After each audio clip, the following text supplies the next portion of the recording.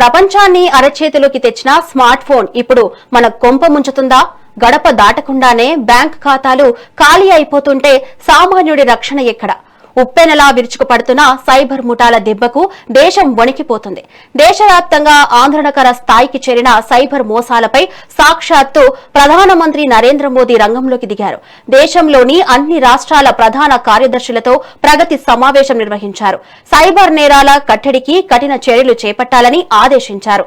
అటు ఆర్బీఐ కూడా రంగంలోకి దిగి బాధితులకు ఊరటనిచ్చే చర్యలు చేపడుతున్నా ఏఐ సాంకేతికత వచ్చాక పరిస్థితి మరింత చేదాటిపోయింది. అసలు జనం ఈ ఉచ్చులో ఎలా పడుతున్నారు? సైబర్ నేరాల బారిన పడకుండా తప్పించుకోవడం ఎలా? మరి దీనిపై మరింత సమాచారం మనకు అందించడానికి మనతో పాటు ఉన్నారు బండారు రామ్మోహన్ రావు గారు. నమస్కారం అండి రామ్మోహన్ రావు గారు. నమస్తే సార్, ప్రధాన స్థాయిలోనే సమీక్ష జరిగిందంటే దేశంలో సైబర్ నేరాల తీవ్రత ఎంత ఆందోళనకరంగా ఉందంటారు? మీకు శ్రావణ్ గారు, మీకు అట్లాగే మెగా న్యూస్ ప్రేక్షకులకు నమస్కారం. శాంతి భద్రతల సమస్య జనరల్ గా అయితే రాష్ట్ర ప్రభుత్వాలది, హోంశాఖ అంతర్గత భద్రత చేసుకుంటది. కానీ ఈ సైబర్ విషయంలో కేవలం రాష్ట్రాలే కాదు, దేశాల పరిధి అంతర్జాతీయ స్థాయికి జరిగింది కనుక రాష్ట్రాలు, దేశము, ప్రపంచం కూడా దీన్ని పట్టించుకోవాల్సిన అవసరం వచ్చింది. అందుకని ప్రధానమంత్రి గారు కీలకంగా దీన్ని భావించి ప్రగతి నివేదిక లాగా ప్రగతి సమావేశం ఏర్పాటు చేసి అన్ని రాష్ట్రాల ప్రధాన కార్యదర్శులతో, అక్కడి పోలీసు అధికారులతో, ఆర్బీఐకి సంబంధించిన శాఖలు అవుతున్నాయో బ్యాంక్ శాఖలు, గవర్నమెంట్ ప్రైవేట్ బ్యాంక్ శాఖల వాళ్ళతో కూడా వాళ్ళ సమావేశంలో మాట్లాడారు. డిజిటల్ గా మాట్లాడారు. చాలా మంచి సూచనలు చేశామంటున్నాం.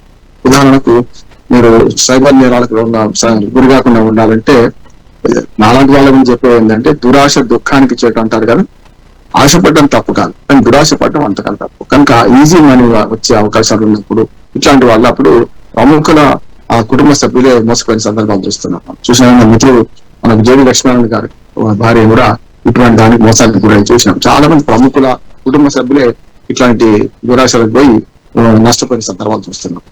అంటే చాలా చదువుకున్న వాళ్ళే ఎక్కువ నష్టపోతున్నారు అని అంటే, చదువుకున్న వాళ్ళకి దురాశ ఎక్కువైంది, కానీ చదువుకున్న వాళ్ళకు నష్టపోతారు. వీళ్ళకేమో తెలియక అజ్ఞానంతో వీళ్ళు ఎక్కువ తెలిసి, చదువుకున్న వాళ్ళు ఎక్కువ తెలిసి దురాశతో నష్టపోతున్నారు.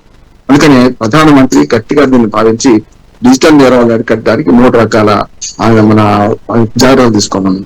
మొట్టమొదటిది ప్రచారం చాలా పెద్ద ఎత్తున చేయాలి. అంటే ముఖ్యంగా అధికారులకు అవగాహన ఉండాలి కదా, అధికారులకు అవగాహన కల్పించే విధంగా చీఫ్ సెక్రటరీ స్థాయిలో, అంటే అత్యున్నతమైన సమావేశం కదా, మనకు ఐఏఎస్ ఐపీఎస్ ఆఫీసర్లే దేశానికి ఓ రకంగా మూల స్తంభాలు లాంటి వాళ్ళు, అంటే ప్రభుత్వాన్ని నడిపేది వాళ్ళు. మనకు రాజ్యాంగంలో కూడా చట్టసభలు, కార్యనిర్వాహక వ్యవస్థ, తర్వాత జ్యుడిషియరీ, ఈ మూడింటికి సంబంధించిన అంశాలను వారు ప్రస్తావించారు. మొట్టమొదటి అంశం ఏంటంటే, చట్టసభల్లో మంచి చట్టాలు చేశారు. సైబర్ నేరాలు నిరోధించడానికి అనేక రకమైన చట్టాలు వచ్చినాయి. శతకోటి దరిద్రాలకు అనేక మన అనంత కోటి రూపాయలు అన్నట్టు ఎన్ని చట్టాలు వచ్చినా ఆ చట్టాలు అధిగమించి ఇట్లాంటి నేరాలు చేసే వాళ్ళు తయారైన చూస్తున్నాం మనం. కనుక దానిలో ప్రధానంగా మామూలుగా బాధ్యత వహించేది, మనం జాగ్రత్త వహించాల్సిందంటే ఎవరు పడితే వాళ్ళకి ఓటీపీ నెంబర్ చెప్పుకోవడం. దాంతోపాటు మనకు ఏదైతే కొన్ని ఆధార్ కార్డు కానీ, ఓటర్ కార్డు కానీ, ఏదైనా సరే అటువంటి మనకి బ్యాంక్ సంబంధించిన డీటెయిల్స్ కానీ ఎవరు పడితే వాళ్ళు ఇవ్వకపోవడం, ఇది మనం దానితో పాటు తెలిసింది. అపరిచిత వ్యక్తులతో ఫోన్ పంచుకోకపోవడం. ఈ మధ్య చూస్తున్నాం కదా మనం, అపరిచిత వ్యక్తులు రైల్వే స్టేషన్ బస్ స్టాండ్ లో కలిసి, నాకు ఫోన్ కలిసలేదంటే 1 నిమిషం మీ ఫోన్ వాడుకుంటా, మీ ఫోన్ నుంచి నెంబర్ చేయండి అని చెప్పి, దాని నుంచి వెంటనే మన ఫేస్ రికగ్నిషన్ వచ్చేసింది కనుక మొత్తం మన ఫేస్ రికగ్నిషన్ తర్వాత మన ఓటీపీలు, మన రహస్య పాస్వర్డ్ అని వాళ్ళు చేరిపోతాయి. దాంతో మనకు అప్పుడు తీసేసే అవకాశం ఉంటుంది.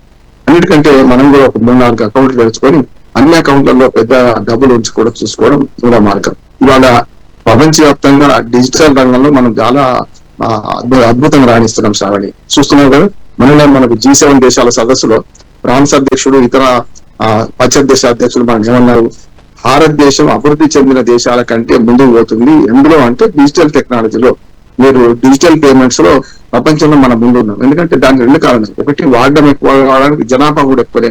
మామూలుగా పశువుల కాపాడు కూడా ఫోన్ పే, డిజిటల్ పే, మన గూగుల్ పే అవి చేస్తున్నాం మనం. కనుక అట్లా చూసుకుంటే డిజిటల్ పేమెంట్ లో మన ప్రపంచవ్యాప్తంగా మనం ఫస్ట్ లో ఉన్నాం, అభివృద్ధి చెందిన దేశాల కంటే కూడా. దానికి కారణం జనాభా కూడా కావచ్చు. కానీ మోసపోయేదాన్ని కూడా మనం ఫస్ట్ ఉన్నాం కదా. ఈ టెక్నాలజీలో ఎంత వాడుకుంటామో మోసపోయేదాన్ని మనం అట్లా ఉంటున్నాం. కనుక దీనికి ప్రధానమంత్రి పలు సూచనలు చేశారు. మొదటి కార్యనిర్వాహక వర్గానికి, ముఖ్యంగా చీఫ్ సెక్రటరీస్, అలాగే పోలీసులకు, దాంతో పాటు ఈ బ్యాంకు ఆర్థిక లావాదేవీలను బ్యాంకులో జరుగుతాయంటే బ్యాంకు వాళ్ళకి ఇచ్చేశారు.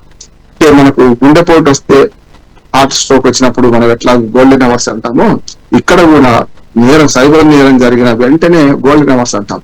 వీలైన తొందరగా 1930 మనకు గుర్తుంచుకుని సరిపోతుంది. 1930 ఆ నెంబర్ ఫోన్ చేస్తే ఆటోమేటిక్ గా సైబర్ నేరం అక్కడ రికార్డ్ అవుతుంది. వెంటనే నష్ట నివారణ చర్యలు తీసుకుంటారు. నష్టం కాకుండా చేసి నివారణ చర్యలు తీసుకుంటారు. అది 1930 నుంచి బాగా 30ని బాగా మనం ప్రచారం చేయాల్సిన అవసరం. ఇప్పటికే నాకు తెలిసి మన ఫోన్ ఎత్తగానే కాలర్ ట్యూన్ లో వస్తుంటారు. చూసిన అపరిచిత వ్యక్తులతో ఓటీపీ పంచుకోవద్దని, ఇతరత్ర బ్యాంకు డీటెయిల్స్ పంచుకోవద్దని హెచ్చరికలు వస్తుంటాయి. కానీ మనం మొత్తం వినకుండా మన పని మనం చేసుకుంటాం. రెండోది ఏంటంటే, మనకు ఈ సైబర్ నేరాలు జరిగిన తర్వాత కోర్టులో కేసులు వీగిపోతుంటాయి. నేను అన్నిటికీ చెప్తున్నాను, మా కోర్టు అడ్వకేట్లకు కానీ, ముఖ్యంగా పబ్లిక్ ప్రాసిక్యూటర్స్ కానీ అవగాహన ఉండలేదు. దానికన్నా ముందు పోలీసులకు అవగాహన కల్పించాలి కదా. అందుకని ప్రధానమంత్రి గారు నేను మంచి మాట అన్నారు, కానిస్టేబుల్ స్థాయి నుంచి సైబర్ నేరాల మీద మంచి అవగాహన ఉండాలి. ఇవాళ ఎప్పుడు కానిస్టేబుల్ గతంలో 10వ తరగతి లోపల చదువుకునే వాళ్ళు ఉండేవాళ్ళు. ఇప్పుడు అట్లా కాదు, డిగ్రీ పీజీ చదివిన వాళ్ళు కూడా కానిస్టేబుల్ వస్తారు. ఉద్యోగ దొక్కలు కూడా, అంటే కానిస్టేబుల్ వృత్తి తక్కువ అంటలేదు నేను, కానీ ఎక్కువ మంది పోలీసు దాన్ని కూడా ఆకర్షితులవుతున్నారు. కొంతమంది గతంలో పోలీసు డిపార్ట్మెంట్ లో లెవెల్ లేకపోయేవాళ్ళు, చదువుకునే వాళ్ళు వస్తే వాళ్ళు కేవలం మా కోర్టు డ్యూటీకి వచ్చేవాళ్ళు తప్ప మామూలు డ్యూటీలో చదువుకునే వాళ్ళు ఉండకపోయేవారు. రైటర్లుగా లేకపోతే పోలీసు మన కోర్టు డ్యూటీలు వేసుకొని వచ్చేవాళ్ళు. ఎందుకంటే అక్కడ మేము ఇమీడియట్ ఆ దుర్మార్గమైన థర్డ్ డిగ్రీ భాష ఇవన్నీ మేము చేయలేమని చెప్పి. కనుక ఇప్పుడు విద్యావంతులు పెరిగారు కానిస్టేబుల్ కూడా. కనుక వాళ్ళకి సైబర్ నేరాల మీద మంచి అవగాహన కల్పించారు. అంటే బేసిక్ ఎక్కడ జరుగుతుంది, సైబర్ నేరం జరగగానే పోలీస్ స్టేషన్ పోతే సైబర్ నేరం జరిగిన దానికి ఫిర్యాదు తీసుకునే కాడించి మంది అవుతాయి. ఫిర్యాదు సరిగ్గా లేకపోతే అంతపోతుంది కదా. కనుక ఇప్పుడు ఫిర్యాదు డైరెక్ట్ గా మనకు ఫిజికల్ ఫిర్యాదు అవసరం లేదు, డిజిటల్ ఫిర్యాదు ఇవ్వడానికి కూడా అనేక వేదికలు వచ్చేసినాయి మనకు. అది జరుగుతుంది. కనుక కానిస్టేబుల్ స్థాయిలో మీకు సైబర్ నేరాల మీద అవగాహన కల్పించిన ప్రధానమంత్రి అన్నారు. ఆ తర్వాత ఎస్ఐ కానీ, సిఐ కానీ, ఆ పై ర్యాంకుల వాళ్ళకి తప్పనిసరి ఉంటాయి. రెండోది ఏంటంటే, పబ్లిక్ ప్రాసిక్యూటర్స్ కూడా కోర్టులో ఆ కేసు గెలవాలంటే, అంటే నిందితులు శిక్ష పడాలంటే సైబర్ నేరాల మీద మా అడ్వకేట్లకు కానీ, అంటే మేము కేసులు వాదించే మాకు కానీ, లేకపోతే కేసులు మన పబ్లిక్ ప్రాసిక్యూటర్ ఎవరైతే ప్రభుత్వ వకీలు ఉందో వాళ్ళకి కూడా తెలవాల్సిన అవసరం. లేకపోతే పోలీసులు ఎంత మంచి కేసు పెట్టినా పీపీకి సరిగ్గా విధంగా అవగాహన లేకపోతే కేసు వీగిపోతుంది, కొట్టేయబడుతుంది కదా. అంటే సాంకేతికంగా అంశాలతో కొట్టేయబడుతుంది. ఎందుకంటే మీరు నేరాన్ని రుజువు చేయలేకపోయినందువల్ల జరిగింది.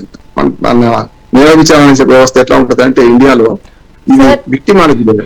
అంటే బాధితుడి తరఫున శిక్ష పడే పరిస్థితి లేదు, బాధితుడి తరఫున ఆలోచించే పరిస్థితి లేదు. ప్రాసిక్యూషన్ అంటే ప్రభుత్వమే మీరు నేరం చేశారు అని నిరూపించాల్సిన బాధ్యత ఉంది. అంటే బండెన్ ఆఫ్ ప్రూఫ్ ప్రాసిక్యూషన్ మీద ఉంది. కనుక వీళ్ళు ఏం చేస్తారంటే, ప్రాసిక్యూషన్ తప్పుదారి పట్టిస్తే మొత్తం పోతుంది కదా. అందుకని ప్రధానమంత్రి సూచనలో ఈ 4 ఉన్నాయి.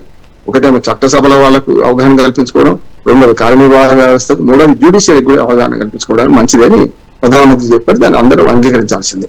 చెప్పండి సార్. అయితే ఆర్బీఐ ఎన్ని చర్యలు తీసుకుంటున్నా బాధితులకు తక్షణమే నష్టపరిహారం అందడంలో ఎందుకు ఆలస్యం అవుతుందంటారు సార్? అందుకని నేను కేసులో కూడా చూశానన్నా, 100 కేసులు అయితే కనీసం 10 కేసుల్లో కూడా నష్టపరిహారం వింటలేదు చూస్తున్నాను. అంటే అప్పటికే 2 రకాలు చూస్తున్నాను. ఒకటేమో ఫిర్యాదు ఆలస్యంగా ఉండడం వల్ల, అంటే అప్పటికే వాళ్ళు ఖజానా ఖాళీ చేసేస్తారు. ఖజానా ఖాళీ అంటే గతంలో దొంగలు పడ్డం అంటే ఒక మన గోడకు కన్నం వేయాలి, కన్నం వేసి లోపల రావాలి, బెదిరించాలి, లేకపోతే అదిరించాలి, సాంపాలి, తీసుకుపోవాలి. గతంలో దోపిడీలు ఇట్లా ఉండేది. ఇప్పుడు అట్లా సైబర్ దోపిడీ అట్లా కాదు, స్మార్ట్ విలన్ లాగా వైట్ కాలర్ మన నేరాలు కనుక వాళ్ళు ఏం చేస్తున్నారంటే నిమిషాల్లో వాళ్ళు ఖజానా కొల్లగొట్టే పని చేస్తున్నారు. అందుకని మా అంతకంటే ముందుగా బ్యాంకు వాళ్ళ అభ్యంతరాలు ఏంటంటే, మాకు వెంటనే ఫిర్యాదు గోల్డెన్ అవర్స్ లో అత్తలేదు, దానివల్ల మేము అరికట్టలేకపోతున్నాం అని మాట్లాడుతున్నారు. రెండోది ఏమంటున్నారు, చాలా మంది అమాయకత్వంతో పోగొట్టుకుంటున్నారు. అమాయకత్వం కంటే అత్యాశతో ఎక్కువ మంది పోగొట్టుకుంటున్నారు. అంటే కావాలని అందులో జ్వరబడి, ఇప్పుడు మీరు అత్యాశకు పోయి డబ్బులు వస్తాయంటే నమ్మడం తప్పు కదా, మరి మీరు అత్యాశ పోవడం దురాశే కదా. అందుకని దురాశతో పోయి కనుక వాళ్ళు వస్తే ఆశపడి టైం తీసుకుంటున్నారు. దానివల్ల డబ్బులు రాకపోయినందుకు 1 రోజు, 2 రోజులు, 3 రోజులు, వారం రోజుల తర్వాత కంప్లైంట్ చేస్తున్నారు అనే మాట బ్యాంక్ వాళ్ళు. అంటే శీత కష్టాలు సీతాయి, పీత కష్టాలు పీతాయి కదా. బ్యాంక్ వాళ్ళ అభ్యంతరాలు అవి ఉన్నాయి, బ్యాంక్ వాళ్ళ ఆరోపణలు అవి ఉన్నాయి. ఇటుపక్క కూడా నిజంగా మన గోల్డెన్ అవర్స్ లో దాని మీద బాగా సీరియస్ గా ప్రయత్నం చేస్తున్నారా, చేయడం లేదా అని అనుకుంటున్నారు. ఇంకోటి అకౌంట్లను బ్లాక్ చేయడంలో కూడా ఆర్బీఐ ఇప్పటికీ లక్షల అకౌంట్లు, దాదాపు 1 కోటి అకౌంట్లను మొత్తం దేశవ్యాప్తంగా 90 లక్షల చిల్లర ఉంది లెక్క, 1 కోటి అకౌంట్ల దాకా బ్లాక్ చేసిందట. మళ్ళీ కొత్త అకౌంట్ తెరుస్తున్నారు కదా.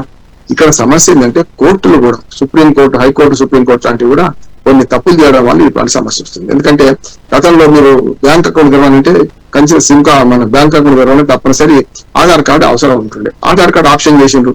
ఆప్షన్ అంటే ఆధార్ కార్డు లేకుండా ఎందుకు లేవు, సుప్రీం కోర్టు అన్నారు కదా అని సైబర్ నేరగాలు బెదిరించి అకౌంట్ తీస్తున్నారు. మళ్ళీ బ్యాంకు సిబ్బంది కూడా కొందరికి అక్రమ నేరగాలతో సంబంధాలు ఉంటున్నాయి కూడా. కొంత అందరూ ఒకటి లేరు కానీ 199 మంది మంచి వాళ్ళు ఉన్నారు బ్యాంకులు. కానీ 1% చాలు మొత్తం వ్యవస్థ చేయడానికి.